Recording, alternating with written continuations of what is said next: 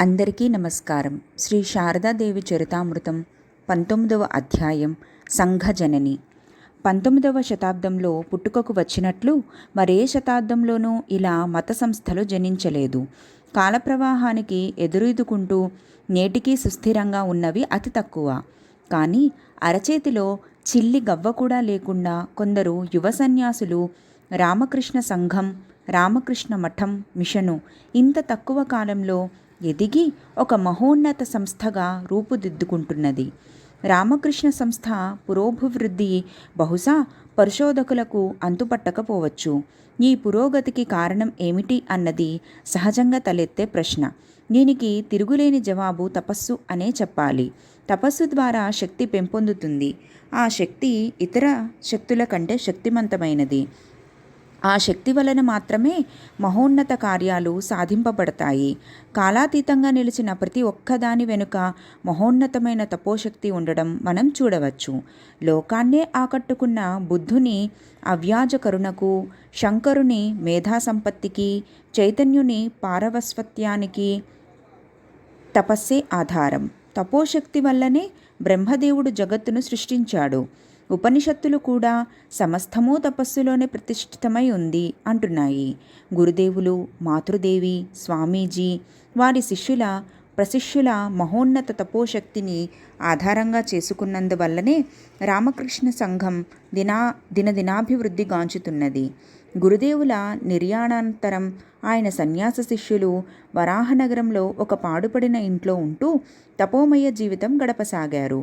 పిశాచాలు సైతం దరిచేరటానికి శంకించే తపోమయ జీవితం మేమప్పుడు గడుపుతున్నాం అంటూ కాలాంతరంలో స్వామీజీ ఆ రోజులను జ్ఞాపకం చేసుకోవడం కద్దు. 1887 జనవరి నెలలో వారు హోమాగ్నిని రగిలించి విహితంగా సన్యాసం స్వీకరించారు.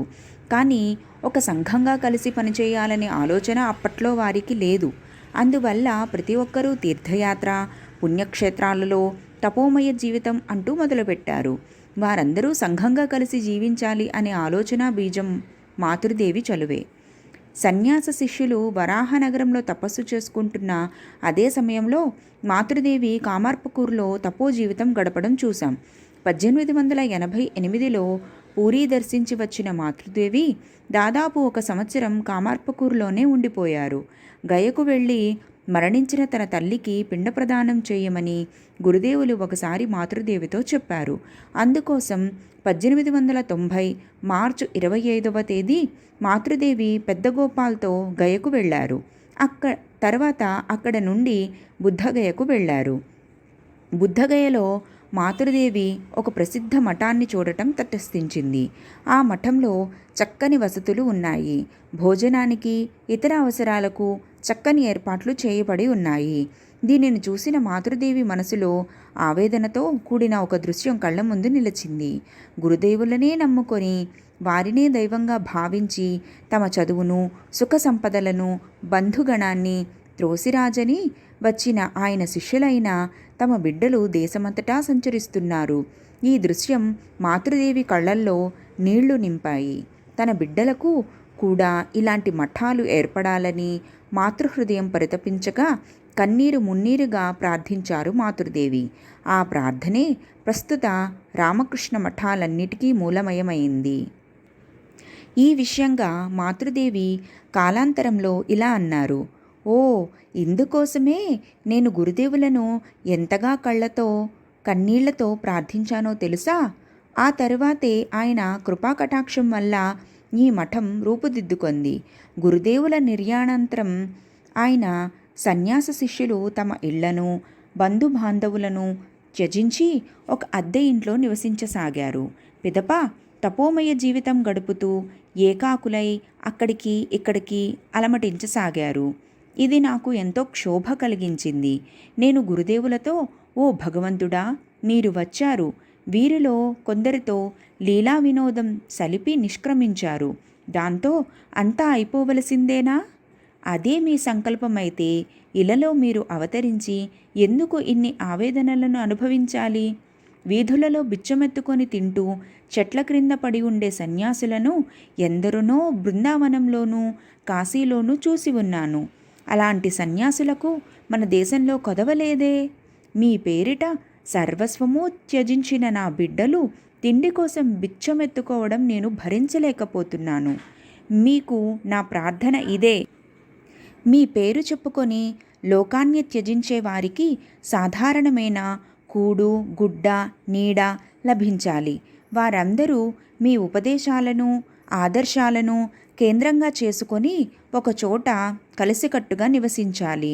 ప్రాపంచిక జీవితంలో దుఃఖాలను అనుభవించే ప్రజలు వారిని ఆశ్రయించి వచనామృతాన్ని గ్రోలి ఊరడింపు పొందాలి. అందుకోసమే కదా మీ అవతరణ. వారందరూ అలమటిస్తూ తిరగడం నేను సహించలేను అని ప్రార్థించాను. ఆ తర్వాత నరేంద్రుడు క్రమేణా ఇవన్నిటినీ రూపొందించాడు. ఎలాంటి ఉత్కృష్ట ప్రార్థన! మాతృత్వ సహజమైన ఉద్వేగపూర్వకంగా వెలువడిన ప్రార్థనే ఇది. రామకృష్ణ ఉద్యమ ఉన్నత ఆదర్శాల మూలం ఎంత సుందరంగా ఈ ప్రార్థనలో చోటు చేసుకుంది. గురుదేవులు తమ యువ శిష్యులను సన్యాసులను చేసి భిక్ష తీసుకురావాలని ఆదేశించినప్పుడు ప్రథమ భిక్ష వారికందరికీ ఇస్తూ రామకృష్ణ సంఘానికి శ్రీకారం చుట్టారు మాతృదేవి. ఇప్పుడు తమ ప్రార్థన మూలంగా సంఘానికి రూపుదిద్దడం కూడా మాతృదేవి చేశారు. ఇంతేకాదు, ఉద్యమ వ్యాప్తిలోని ప్రతి ముందంజుకు మాతృదేవియే మార్గదర్శకురాలయ్యారు. అందువల్లనే ఆమెను సంఘజనని అంటే సంఘానికి తల్లిగా ఆరాధిస్తున్నారు. బుద్ధగయ నుండి మాతృదేవి కలకత్తాకు తిరిగి వచ్చారు. తపోశక్తే రామకృష్ణ సంఘానికి ఆధారభూతమై ఉండడం చూశాం. చరిత్ర కనీ విని ఎరుగనే గురుదేవుల తపస్సు వల్ల సంఘం ఆవిర్భవించింది. మాతృదేవి తపస్సుతో అది అంకురించి పెరగడం మొదలుపెట్టింది. దానిని లోకానికే నీడనిచ్చే మహావృక్షంగా తీర్చిదిద్దే బాధ్యతను గురుదేవుల ప్రధాన శిష్యుడైన నరేంద్రునికి అప్పగించడమైంది. మాతృదేవికి కార్యాన్ని అప్పగించినట్లు గురుదేవులు కాశీపూర్ రోజులలో నరేంద్రునికి కూడా అతడు చేయవలసిన కార్యాన్ని అప్పగించారు. తమ కార్యాన్ని నెరవేర్చడానికై శక్తిని సముపార్జించడానికి తీవ్రమైన తపో జీవితం చేపట్టడానికి హిమాలయాలకు బయలుదేరాడు నరేంద్రుడు. సెలవు పుచ్చుకోవటానికి అతడు ఒకరోజు మాతృదేవి వద్దకు వచ్చాడు. మాతృదేవికి ప్రణమిల్లి, అమ్మా, నేను బయలుదేరుతున్నాను. ఒక నిజమైన మనిషిని కాగలిగితే మళ్ళీ మిమ్మల్ని దర్శించుకుంటాను, లేకపోతే ఇదే ఆఖరి చూపు అన్నాడు. నరేంద్రుని మాటలు విని హడలిపోయారు మాతృదేవి. నాయనా, నువ్వెందుకు అలా అంటున్నావు అంటూ మధ్యలోనే అతన్ని వారించారు. అందుకు నరేంద్రుడు, అవును, నేను అలా అని ఉండకూడదు. ఎందువల్ల అంటే మీ కృపాకటాక్షంతో నేను త్వరలో తిరిగి వస్తాను కనుక అని అన్నాడు. అతనితో పాటు గంగాధర్ కూడా వెళ్ళనున్నాడు. మాతృ హృదయం నరేంద్రునికి సెలవివ్వడానికి నిరాకరించినా కర్తవ్య నిర్వహణ దానికి అడ్డుకొంది. గంగాధర్ను పిలిచి, నాయనా, నా ఐశ్వర్యాన్నే నీకు అప్పచెప్తున్నాను. హిమాలయాల్లో ఎలాంటి పరిస్థితులు నెలకొంటాయో నీకు తెలుసు. నరేంద్రుడు ఆహారం లేకుండా బాధపడకుండా చూసుకో అంటూ వారిని ఆశీర్వదించి పంపారు మాతృదేవి. గురుదేవుల గురువరులనే పరిమాణాన్ని మాతృదేవి 2 స్థితులలో సంపూర్ణం చేసినట్లు చూశాం.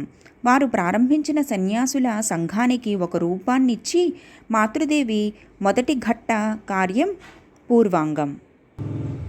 ఇప్పుడు ఆమె మంత్రదీక్ష అనే మరొక కార్యాన్ని చేపట్టడానికి సమాయత్తమయ్యారు. అందుకు ముందుగా తమను పంచతపస్సు అనే కఠోర తపస్సుకు గురి చేసుకున్నారు. పంచతపస్సు అనేది 5 అగ్నులకు నడుమ కూర్చొని అనుష్ఠించే తపస్సు. చుట్టూ 4 దిక్కులలోనూ 6 అడుగుల నడుమ 4 చోట్ల పెద్దగా అగ్నిని రగుల్చుతారు.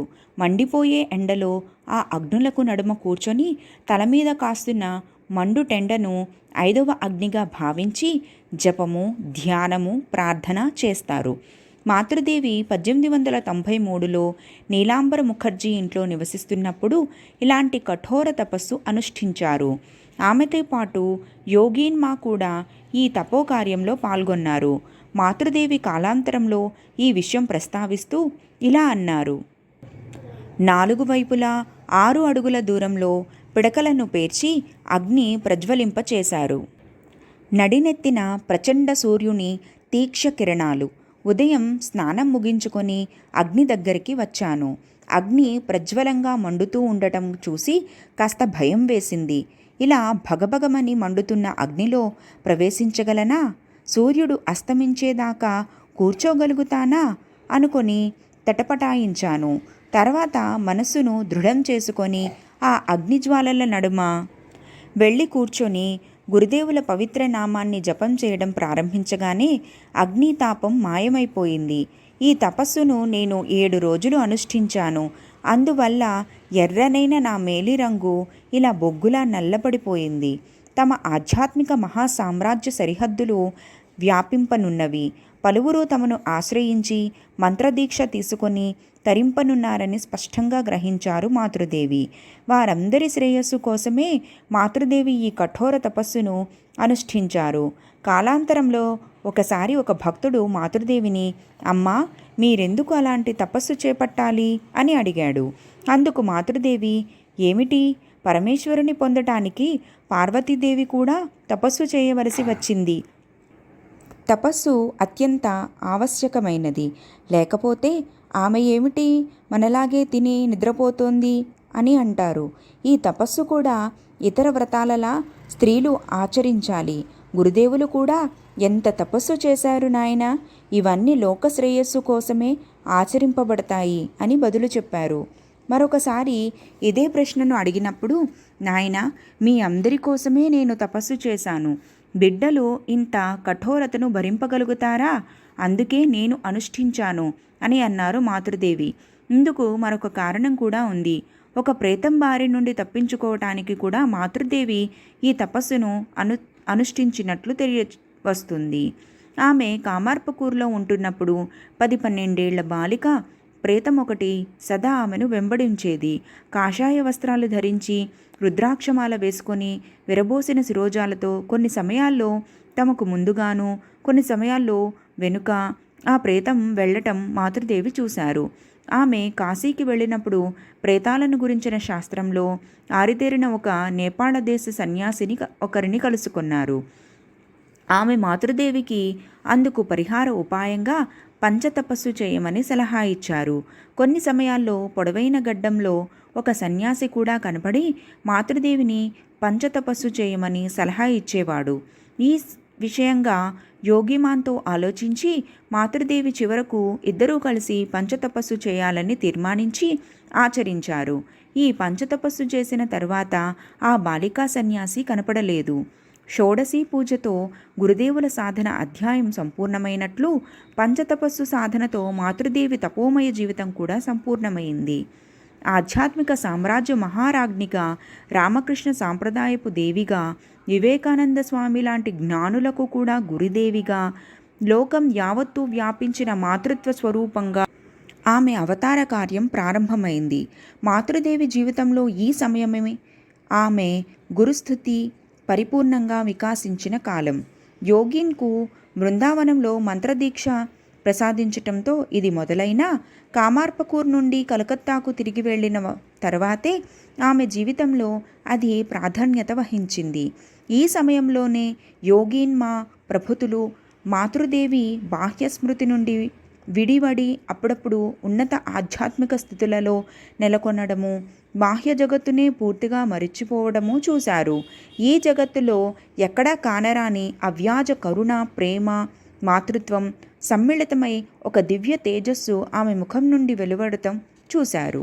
ఈ రోజులలో మాతృదేవి చూసిన ఒక దివ్య దర్శనం ఆమె అవతార కార్యపు పూర్తి పరిమాణాన్ని విశదీకరిస్తుంది.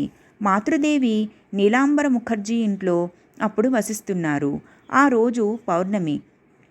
పూర్ణచంద్రుని చల్లని కిరణాలు జాలువారి లోకాన్ని స్వప్న ప్రపంచంగా మారుస్తూ గంగానది చిరు అలల మీద పడి ప్రతిబింబిస్తూ ఉండటంతో ఆ స్వప్న లోకంలో గంగానది ఒక వెండి నదిలా ప్రవహిస్తూ ఉంది.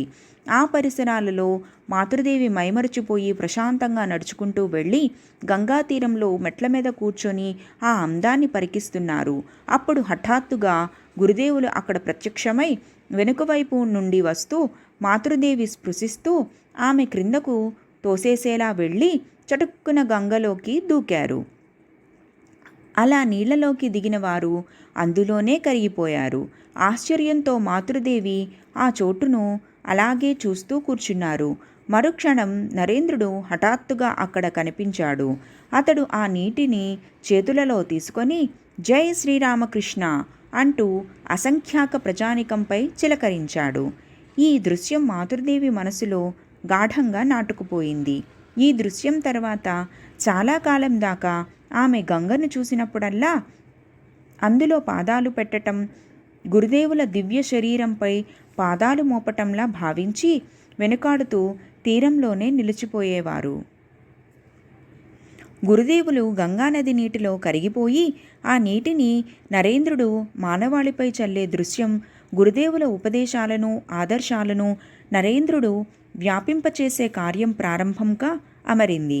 మాతృదేవి వరకు గురుదేవిగా వారి కార్యం ప్రపంచ దృష్టిలో ఎక్కువగా పడకుండా అణుకువగా జరగబోతున్నట్లు కూడా తెలుసుకున్నారు. మాతృదేవి ఎక్కడికి వెళ్ళలేదు. అందుకు బదులు నలుదిశల నుండి వేలాది మంది భక్తులు ఉపదేశానికి, మంత్రదీక్షకు బృందాలుగా మాతృదేవి ఉంటున్న చోటికే రాసాగారు. ఈ దృశ్యంలోని నిజాన్ని నిరూపించడానికా అన్నట్లు నరేంద్రుని నుండి మాతృదేవికి త్వరలో ఒక జవాబు వచ్చింది. అమెరికాలో జరగనున్న సర్వమత మహాసభలో పాల్గొనడానికి తాను వెళ్ళదలుచుకున్నట్లు మాతృదేవి అభిప్రాయం కోరుతున్నట్లు వ్రాశాడు. ఆమె అప్పటికే చూసిన దివ్య దర్శనం మూలంగా గురుదేవుల అనుజ్ఞను పొంది ఉన్నారు. దానిని స్పష్టం చేసుకోవటానికి మాతృదేవికి ఉత్తరం రాశారు. ఇందుకు బదులు వ్రాయటానికి మాతృదేవి కించిత్తు కూడా ఆలోచించలేదు, ఆలస్యమూ చేయలేదు. నరేంద్రుడు వేసే ప్రతి అడుగులోనూ గురుదేవుల పవిత్ర హస్తాలనే కదా చూశారు మాతృదేవి. అందువల్ల ఆశీస్సులను అందిస్తూ ఉత్తరం రాశారు. పాశ్చాత్య దేశాలలో వేదాంత దుందుభిని మ్రోగించి స్వామీజీ 1897 ఫిబ్రవరిలో మన దేశానికి తిరిగి వచ్చారు. 1-2 నెలలు డార్జిలింగ్లో గడిపి ఏప్రిల్లో మాతృదేవి కలకత్తాకు వచ్చినప్పుడు ఆమెను దర్శించటానికి వచ్చారు. తన ముద్దుల తనయుణ్ణి కలుసుకున్నప్పుడు కూడా మాతృదేవి తన లజ్జాతెర నుండి బయటికి రాలేదు. శరీరమంతా కప్పుకొని గదిలో నిలబడ్డారు. ఆయనతో సూటిగా మాట్లాడకుండా గోలాప్మా ద్వారానే మాట్లాడారు. అంటే మాతృదేవి మెల్లగా చెబితే గోలాప్మా దానిని బిగ్గరగా స్వామీజీకి తెలియబరిచారు. స్వామీజీతో పాటు ఆయన పాశ్చాత్య శిష్యులు ఒకరిద్దరు కూడా వచ్చారు. ముందుగా స్వామీజీ సాష్టాంగపడి మాతృదేవికి ప్రణమిల్లారు. కానీ మాతృదేవి పాద పద్మాలను తాకలేదు. తనతో పాటు వచ్చిన వారిని కూడా ఆమె పాదాలను తాకవద్దని చెబుతూ, ఎవరైనా తమ పాదాలను తాకితే మాతృదేవి తమ అవ్యాజ కరుణతో వారి పాపాలను తాను స్వీకరించి తత్కారణంగా బాధపడతారు. మాటలు కూడా వద్దు, మీ హృదయాలను తెరిచి ఉంచండి, మీ ప్రార్థనలను మౌనంగానే ఆమెకు సమర్పించండి, వారి ఆశీస్సులను కోరండి, అది చాలు. ఎందుకంటే మీ హృదయాంతరాలను ఆమెకు తెలియనివి కావు కనుక అన్నారు స్వామీజీ. తరువాత మాతృదేవి గోలాప్మా ద్వారా మాట్లాడారు. మాతృదేవి: డార్జిలింగ్లో నీ ఆరోగ్యం ఎలా ఉంది? ఏమైనా మెరుగుపడిందా? స్వామీజీ: అవునమ్మా. మాతృదేవి: గురుదేవులు ఎప్పుడూ నీతో పాటు ఉంటున్నారు. ప్రజాశ్రేయస్సు కోసం నువ్వు కూడా ఇంకా ఎన్నో పనులు చేయాల్సి ఉంది. స్వామీజీ: గురుదేవుల చేతులలో నేను కేవలం ఒక ఉపకరణంగా ఉండడం చూస్తున్నాను. పాశ్చాత్య దేశాలలో మహోన్నతమైన సంఘటనలు చాలా జరిగాయి. వందలాది స్త్రీ పురుషులు గురుదేవుల ఉపదేశాలను స్వీకరించి నా కార్యంలో సహాయపడ్డారు. ఇవన్నీ చేస్తూ ఉంటే నేను ఆశ్చర్యపడలేకున్నాను. మీ ఆశీస్సులతోనే నేను అమెరికా వెళ్ళాను. అసాధ్యమైన వాటన్నిటినీ కూడా చేసి చూపించే శక్తి మీ కృపాకటాక్షానికి ఉందనడానికి నా విజయము, నాకు లభించిన గౌరవము నిదర్శనాలు. గురుదేవులు అమ్మ అంటూ ఎవరిని పిలిచారో ఆ దివ్యశక్తే నేను అమెరికాలో ఒంటరిగా అలమటిస్తున్నప్పుడు నన్ను చేరదీసి దారి చూపించింది. మాతృదేవి: ఆ దివ్యశక్తి, గురుదేవులు భిన్నం కారు. నీ ద్వారా గురుదేవులే ఈ కార్యాల అన్నిటినీ చేస్తున్నారు. నువ్వు ఆయన అనుంగ శిష్యుడవు, తనయుడవు కదా. ఆయన నిన్ను ఎంతగా ప్రేమించారు. నువ్వు మానవాళికి ఉపదేశిస్తావని కూడా ఆయన ముందుగానే చెప్పారు. స్వామీజీ: గురుదేవుల సందేశాన్ని వ్యాప్తి చేయడమే నా జీవిత కార్యం. అందుకోసం శాశ్వతమైన ఉద్యమం ఒకదానిని ప్రారంభించాలని అనుకుంటున్నాను. కానీ నేను అనుకున్నంత వేగంగా అది జరగనప్పుడు మనస్సు చంచలపడుతుంది. స్వామీజీ ఇలా అన్న తర్వాత మాతృదేవి సూటిగా, కలతపడకు, నువ్వు చేస్తున్నవన్నీ, ఇక చేయబోతున్నవన్నీ చిరకాలం స్థిరంగా నెలకొంటాయి. దీనిని చేయడానికే నువ్వు జన్మించావు. దివ్య జ్ఞానాన్ని ప్రసాదించే సద్గురువుగా నిన్ను వేలాది మంది ఆరాధిస్తారు. నీ ఆశయాన్ని త్వరలోనే గురుదేవులు పూర్తి చేస్తారు. ఇది తథ్యం. నువ్వు చేయదలుచుకున్న కార్యం త్వరలోనే జరగడం చూస్తావు అని చెప్పారు. మాతృదేవి ఈ చల్లని దీవెనలు స్వామీజీ కళ్ళను ఆర్ద్రం చేశాయి. అమ్మా, నేను ఈసారి ఒక్క గొంతులో సముద్రాన్ని దాటలేను. పాశ్చాత్యులు తయారు చేసిన ఓడలోనే వెళ్ళాను. గురుదేవుల మహత్వాన్నే అక్కడ చూశాను అన్నారాయన. కాలం గడిచింది. 1898 ఫిబ్రవరి 3వ తేదీ రామకృష్ణ మఠం పరిచాలన అవడానికి బేలూరులో స్థిరమైన ఒక స్థలం కొనుగోలు చేశారు. ఏప్రిల్లో మాతృదేవిని మొదటిసారిగా ఆ చోటుకు తీసుకువెళ్లారు. ఆమెతో పాటు స్వామీజీ, పాశ్చాత్య శిష్యురాండ్లైన సోదరి నివేదిత, మిసెస్ ఓల్బుల్, మిస్ జోసెఫిన్ మెక్లవుడ్ కూడా వచ్చారు. మఠం సన్యాసులు, బ్రహ్మచారులు మాతృదేవికి ప్రణమిల్లి ఆహ్వానించారు. మాతృదేవి పరమానంద భరితురాలయ్యారు. ఇప్పుడు నా తనయులు తలదాచుకోవడానికి ఒక స్థలం లభించింది. చివరకు గురుదేవులు వారిని కృపతో కటాక్షించారు అని ఆనందం ఉప్పొంగుతుండగా అన్నారు. మరొకసారి మాతృదేవి వెళ్ళినప్పుడు స్వామీజీ మాతృదేవితో పాటు వెళ్ళి మఠమంతా తిరిగి చూపిస్తూ, అమ్మా, ఇది మీ స్థలం, ఈ స్థలాన్నంతా చూడండి అని అన్నారు. కాలాంతరంలో బేలూరు మఠం గురించిన తమ స్మృతులను చెప్పేటప్పుడు మాతృదేవి, మఠం ఎంత ప్రశాంతమైన చోటు, ధ్యానం సహజంగానే అక్కడ చేకూరుతుంది, అందువలనే నరేంద్రుడు ఆ చోటును ఎంపిక చేశాడు అన్నారు.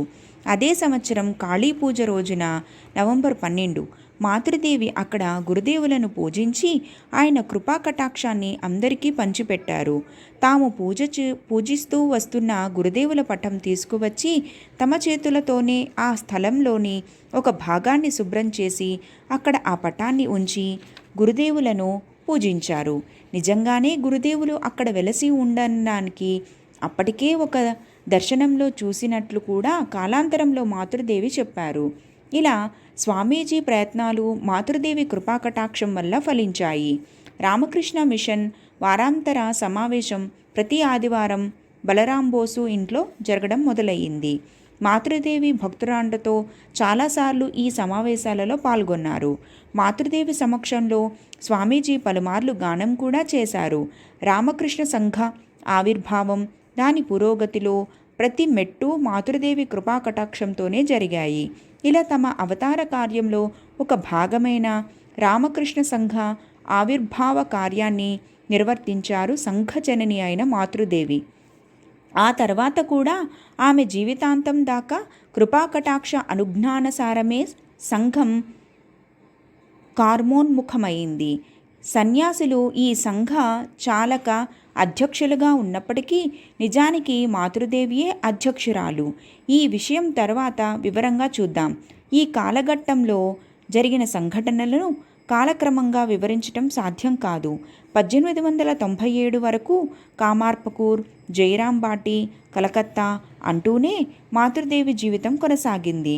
ఇందులో ఆమె ఎప్పుడు ఎక్కడ ఉన్నారు అనే విషయాలకు ప్రాధాన్యం ఇవ్వక సంఘటనలకు, దాని అంతరార్థాలకు మాత్రమే ప్రాధాన్యత ఇస్తూ ఇచ్చట మనం వాటిని క్రమపరం చేస్తాం.